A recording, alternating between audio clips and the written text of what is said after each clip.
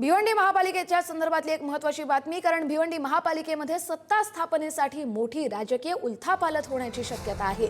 भाजपचा एक गट फुटून काँग्रेसमध्ये जाण्याचे संकेत मिळत आहेत। अतिशय महत्त्वाची बातमी आपण पाहतोय।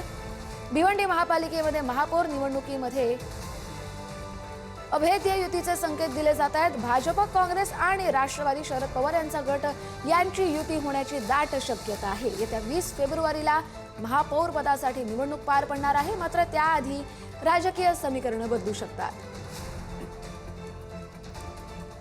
भाजपचा एक गट फुटून काँग्रेसमध्ये जाण्याचे संकेत मिळत आहेत, त्यामुळे भिवंडी महापालिकेमध्ये मोठी राजकीय उलथापालथ होण्याची शक्यता आहे। अतिशय महत्त्वाची बातमी, 20 तारखेला महापौर पदासाठी निवडणूक पार पडते, मात्र त्याआधी भाजपचा एक गट फुटून काँग्रेसमध्ये जातो का हे पाहणं महत्त्वाचं असेल।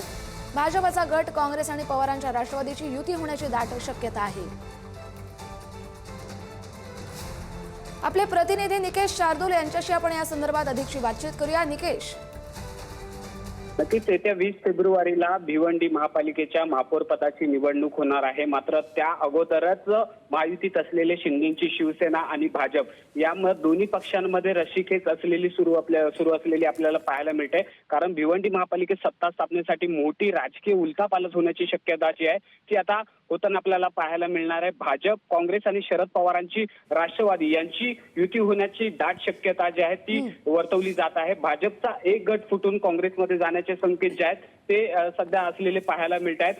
जर भाजपचे जर दोन गट पाहिले तर एक कपिल पाटील आणि एक म्हात्रेंचा ग्रुप जो आहे तो भिवंडीमध्ये सक्रिय आहे, त्यामुळे कुठेतरी भिवंडी महापालिकेमध्ये आपण सत्तेत असावं यासाठी आता भाजपकडनं प्रयत्न केले गेलेले पाहायला मिळत आहेत। एकंदरीत जर पाहिलं तर काँग्रेसची संख्याबळ जी आहे ती 30ची सर्वाधिक आहेत, तर शरद पवारांच्या राष्ट्रवादीचे 12 नगरसेवक निवडून आले, तर भाजपचे 22 नगरसेवक जे आहेत ते निवडून आलेत आणि शिंदेच्या शिवसेनेचे एकूण 12 नगरसेवक निवडून आलेत आणि त्यासाठी सत्ता स्थापनेसाठी एकूणच 65 नगरसेवकांचं संख्याबळ असणं आवश्यक आहे।